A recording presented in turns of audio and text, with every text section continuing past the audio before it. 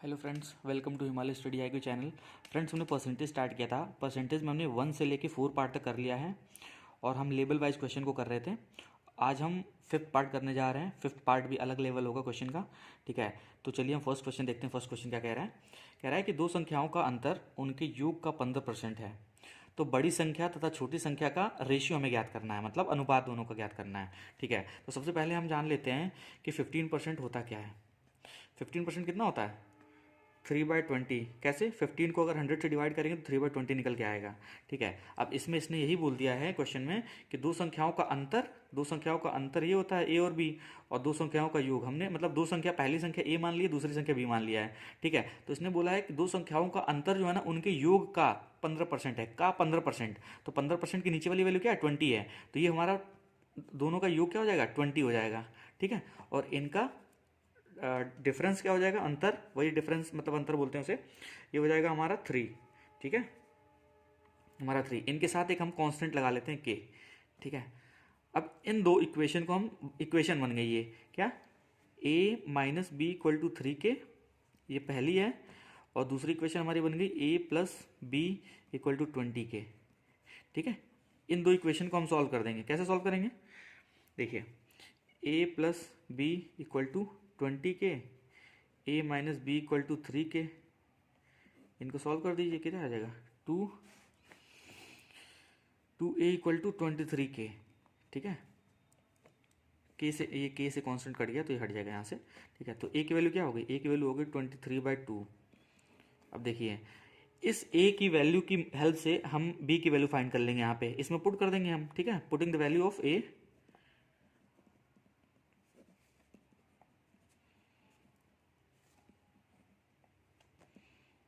इन 1, ठीक है। तो a की वैल्यू हमारी क्या है? a की वैल्यू हमारी है b, मान लीजिए b प्लस 23/2 इक्वल टू 20, ठीक है। तो b इक्वल टू 20 माइनस 23/2, तो b इक्वल टू 40 माइनस 23/2 आ जाएगा। तो b की वैल्यू हमारी कितनी आ गई? 17/2, ठीक है। तो इसने बोला था कि बड़ी संख्या छोटी संख्या का रेशियो ज्ञात करना है।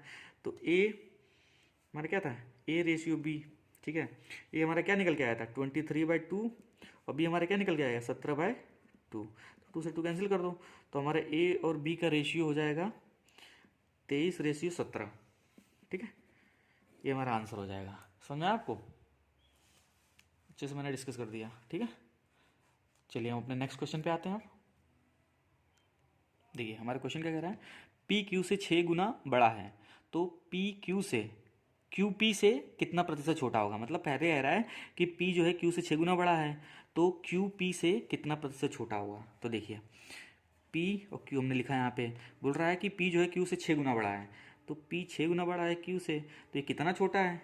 -5 छोटा है। तो वही बोल रहा है कि क्यू पी से कितना प्रतिशत छोटा है। क्यू पी से मतलब ये इससे कितना छोटा है, कितना प्रतिशत छोटा है। तो कितना है? 5 छोटा है वैसे भी, और किससे छोटा है? 6 से छोटा है, इंटू इसको कर देंगे। अब देखिए, हमें पता ही है 1/6, इसको अगर परसेंटेज हमें निकालना है तो कैसे करेंगे? 1/6 की वैल्यू में कितनी होती है पता ही है? 1/6 होता है 16 2/3%, ठीक है। तो अगर हमें 5/6 की वैल्यू अगर निकालनी होगी तो क्या करेंगे हम? इसमें हम 5 का मतलब मल्टीप्लाई कर देंगे, तो हमारा क्या आ जाएगा? 83 1/3% आ जाएगा, हमारा आंसर होगा, ठीक है। बोलोगे कि जो क्यू जो है पी से 83 1/3% छोटा है, ठीक है। समझ में आया कि नहीं आया आपको? ये हमारा, तो ये हमारा आंसर हो जाएगा। चलिए अब हम नेक्स्ट क्वेश्चन देखते हैं।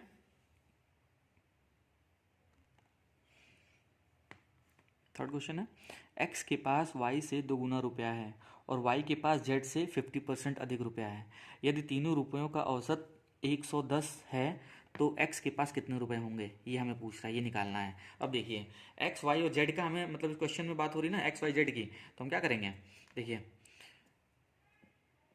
x y और z, तो अब देखिए हम 50% पे फोकस करेंगे। 50% की फ्रैक्शन वैल्यू क्या होती है? 50% इक्वल टू 1/2 होता है ना, ठीक है। बोल रहा है कि y के पास z से 50% अधिक रुपया है, ठीक है। y के पास z से 50% अधिक रुपया है, तो नीचे वाला z हो गया ना। तो z के पास जब 2 है तो इसका 50% 1 होता है, तो y के पास 3 हो गया। फिर बोल रहा है कि x के पास y से 2 गुना रुपया है, तो x के पास y से y की वैल्यू हमने निकाल दी, तो जेड के एक्स के पास दोगुना है वाई से, तो इसका 3 का दोगुना क्या होता है, 6 होता है। ठीक है, अब देखिए, अब इसमें क्या बोल रहा है, हमने हमने सबका रेशियो निकाल दिया ये। ठीक है, अब इसमें बोल रहा है कि यदि तीनों रुपयों का औसत गिवन है, कितना, 110 गिवन है, तो पहले इनका एवरेज निकालेंगे, कितना इसका एवरेज कितना होगा, 6×3 = 6 + 3 + 2/3, 3 लोग हैं ना, तो 3 से डिवाइड कर देंगे, 6×3 = 9, 2 11/3।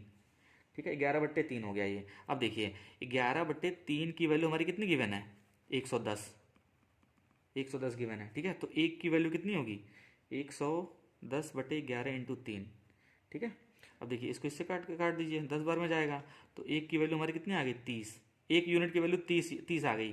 फिर बोल रहा है तो एक्स के पास कितने रुपए होंगे, तो एक्स हमारा कितना है, 6 है, 6 में 30 का गुणा कर दोगे तो कितना हो जाएगा, 180। तो हमारा आंसर हो जाएगा एक्स के पास कितना रुपया है, 180 रुपया है। ठीक है, सुना, यही हमारा आंसर है। एक बार और देख लीजिए, क्वेश्चन में कह रहा है कि x के पास y से 2 गुना रुपया है और y के पास z से 50% अधिक है, y के पास z से, तो हम 50% की फ्रैक्शन वैल्यू निकालेंगे, 51/2 हुआ, तो z नीचे वाला हो गया ना। ठीक है, तो z के पास कितना रुपया हो गया, 2। ठीक है, अब बोल रहा है कि y के पास z से 50% अधिक, तो उसकी 50% एक ज़्यादा है, मतलब 2 का 50% एक होता है ना। ठीक है, तो अगर एक 50% ज़्यादा है तो 3 हो गया, 2 में 1 जोड़ दिया, 3 हो गया। और फिर यही बोल रहा है कि x के पास y से 2 गुना रुपया है, तो हमने y की वैल्यू तो फाइंड ही कर ली। अब इससे इसके बाद 2 गुना है तो 6 हो गया। अब देखिए, अब इसमें गिवन था यदि तीनों रुपयों का औसत 110 है। ठीक है, तो तीनों का पहले औसत निकालेंगे हम, कितना हो जाएगा, 6 3 9 और 9 2 11, इन तीनों को जोड़ देंगे, और 3 लोग हैं तो हमने 3 से डिवाइड कर दिया, तो इसकी वैल्यू कितनी आ गई, 11/3 आ गई। और यही 11/3 की वैल्यू 110 गिवन है, तो हम 1 यूनिट की वैल्यू फाइंड कर लिए 30, हमें बोला था 6 का पूछ रहा था, 6 में 30 का गुणा कर दिया तो हमारा 180 आ गया, आंसर है हमारा। ठीक है, ईजी है क्वेश्चन ये। चलिए हम नेक्स्ट क्वेश्चन पे आते हैं।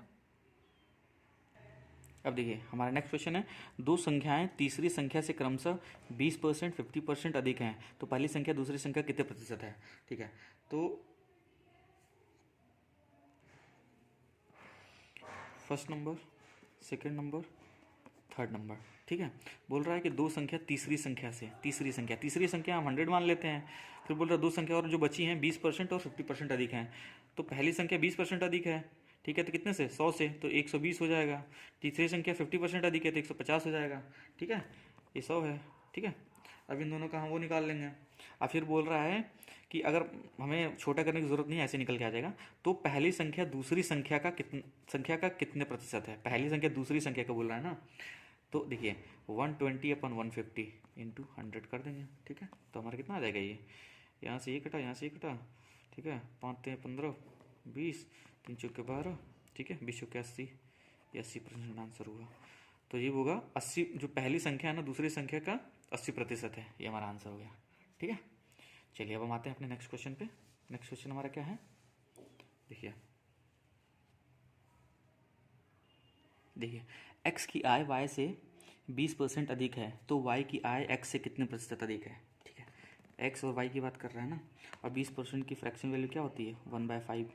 ठीक है, ये 20% की फ्रैक्शन वैल्यू 1/5 होती है। बोल रहा है x की आय y से 20% अधिक है, x की, बोल रहा है x की अधिक है ना, तो 20% दोनों को जोड़ दिया तो ये 6 हो गया, और ये y कितना हो जाएगा, 5 हो जाएगा। तो वही बोल रहा है, तो y की आय x से कितने प्रतिशत अधिक है, y की आय जो है x से कितने प्रतिशत अधिक है, एक ही तो अधिक है, x की कितनी अधिक है, एक ही अधिक है ना। तो 1/6 कितने से, 6 से, इसकी डिवाइड कर दोगे तो 1/6 की वैल्यू कितनी होती है, 16/2/3%। ये हमारा क्या हो गया, आंसर होगा। समझ में? देखिए नेक्स्ट क्वेश्चन है, 1206 का 1/3 134 का कितना प्रतिशत है। तो 1/3 का मतलब होता है 1/3। ठीक है, 1206 का 1/3 कितना होता है, इसको गुणा कर दीजिए, कितना आ जाएगा, 402 आ जाएगा। ठीक है, तो बोल रहा है वही 402 134 का कितना प्रतिशत है। ठीक है, तो 402/134 इंटू 100, तो ये कितनी बार में जाएगा, 134 को अगर 3 से हम गुणा करते हैं तो 3 से चला जाएगा ना, 4 3 12, 3 से 134 को 3 से, 4 3 12 0 और 3 4। ठीक है, 3 बार में जा रहा है, तो कितना प्रतिशत हो जाएगा, 300%। जो 1206 का जो 1/3 है 402, 134 का कितना प्रतिशत है, 300% है। ठीक है, तो ये हमारा आंसर हो जाएगा। चलिए अब हम नेक्स्ट क्वेश्चन पे आते हैं। हमारा नेक्स्ट क्वेश्चन है, यदि ए का 120%, मतलब ए का 120% बी के 80% के बराबर है, ठीक है। तो ये हमें फाइंड करना है, तो बस सिंपल हमें ए और बी की वैल्यू फाइंड कर लेनी है। ये 0 0 कट गया, कितना आ जाएगा 4 3 12 4 दूनी 8, ठीक है। तो ए अपॉन बी कितना हो जाएगा 2/3। ए और बी की वैल्यू हमारी कितनी आ गई 2/3 आ गई, ठीक है। और हमें ए फाइंड करना है, बी प्लस ए अपॉन बी माइनस ए। ये हमें फाइंड किया, इसमें वैल्यू पुट कर दी। ए की वैल्यू क्या है 3 है, प्लस बी की वैल्यू 2 है, अपॉन बी की वैल्यू कितना है 3 है, और ए की वैल्यू कितना है 2 है, कितना हो जाएगा 5/1। तो ये हमारा कितना हो जाएगा आंसर 5 हो जाएगा, ठीक है। समझा, कुछ नहीं करना है, इन दोनों को इक्वल रख के ए और बी की वैल्यू निकाल लिया, फिर ए और बी की वैल्यू इसमें पुट कर दिया, आंसर हो जाएगा। ये सब प्रीवियस ईयर क्वेश्चन है, ये पहले एग्जाम में आ चुका है, एसएससी सीएचएसएल सीजीएल के प्री के एग्जाम में सब आ चुका है, ठीक है। चलिए हम आगे देखते हैं नेक्स्ट क्वेश्चन अपना। देखिए लिख रहा है कि यदि ए का 30% बी के 40% में जोड़ा जाता है तो उत्तर बी का 80% आता है। तो ए का मान हमें याद करना है, इसमें भी कुछ नहीं है। देखिए ए का 30% प्लस बी का 40% इसमें जोड़ दिया जाता है, तो बी का 80% हमें कितना निकालना है, मतलब वही हमें पूछ रहा है कि ए का कितना प्रतिशत बी है, ठीक है। तो ए और बी की हमें वैल्यू निकाल लेना है। कैसे निकलेगा, देखिए ये हो जाएगा ए इंटू 30% इधर ही रहेगा, ठीक है। B into 80% minus B into 40%, ये इधर चला जाएगा ना, तो कितना हो जाएगा A into 30% equal to B into 40%, ठीक है। परसेंट से परसेंट कटा, 0 0 कटा, ए बाय बी कितना आ जाएगा, ए बाय बी हमारा हो जाएगा 4/3, ठीक है। ए और बी की वैल्यू हमारी आ जाएगी 4/3%, ठीक। और फिर यही बोल रहा है क्वेश्चन में हमारा क्या बोल रहा था, तो ए का कितना प्रतिशत बी है, ए का कितना प्रतिशत बी है, ठीक है। ए का कितना प्रतिशत बी पूछ रहा है इसमें, ठीक है। तो क्या कर देंगे, बी 3 है, ए का कितना प्रतिशत है, ए मतलब 4 नीचे आ जाएगा, इंटू 100 कर देंगे, कितना आ जाएगा 75% आ जाएगा, ठीक है। तो बोलेंगे हम ए का 75% बी है भाई, ठीक है। बी तो 3 ही है ना, तो ए का इसका 75% होगा। चलिए ठीक है, समझ में आया कि नहीं आया, ये हमारा आंसर हो गया। चलिए अब हम आते हैं अपने नेक्स्ट क्वेश्चन पे। देखिए हमारा 9th क्वेश्चन, ठीक है। इसमें क्या कह रहा है, एक संख्या से जब 15 घटाया जाता है तो वह घटकर 80% हो जाता है। 80% घटकर हो गया ना, तो बची हुई वैल्यू कितनी होगी 20%। और 20% की फ्रैक्शन वैल्यू क्या होती है 1/5। फिर बोल रहा है कि एक संख्या से जब 15 घटाया जाता है, तो यही 15 ऊपर वाला घटाया गया है, ठीक है। ऊपर वाला जब घटाया गया है तो जब एक की वैल्यू कितनी है 15 है, तो 15 की 5 की वैल्यू कितनी हो जाएगी, इंटू 15 मल्टीप्लाई कर दो, 15 5 75 हो गई, ठीक है। समझ में आया कि नहीं। देखो अगर 80% घटकर रह जाती है तो हमारी 20% वैल्यू रही, ठीक है। 20% बची हुई, तो 20% का हम फ्रैक्शन में निकालेंगे 1/5। तो बोल रहा है कि जब एक घटा दिया जाता है तो वही 1 यूनिट एक कम हो रहा है ना, उसमें से 5 में से एक कम हो जा रहा है, तो 1 यूनिट की वैल्यू 15 है, तो हमें 5 यूनिट की वैल्यू निकालनी है। तो 15 में 15 का गुणा कर देंगे तो 75 हो जाएगा, ठीक है। तो बोल रहा है तो उस संख्या का 40% कितना होगा। इसमें ये पूछ रहा है कि इस संख्या का 75 का ये 40% कितना होगा, ठीक है। तो इसको हम सॉल्व कर लेंगे, कितना आ जाएगा 0 0 5 दूनी 10, ठीक है।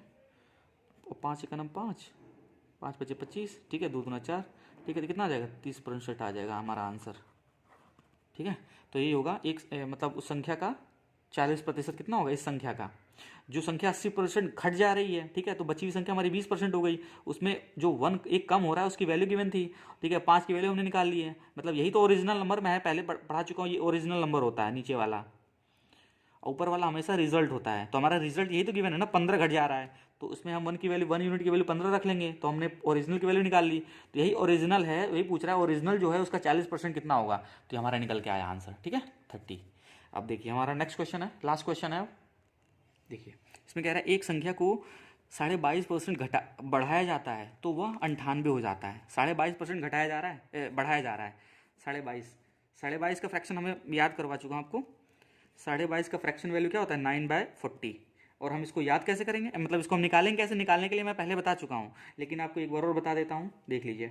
देखिए 22% को हम क्या लिखेंगे 20% प्लस 1/2% लिखते हैं कि नहीं, ठीक है। 20% को हम क्या लिखते हैं, 20% को हम 1/5 लिखते हैं, मतलब 1/5।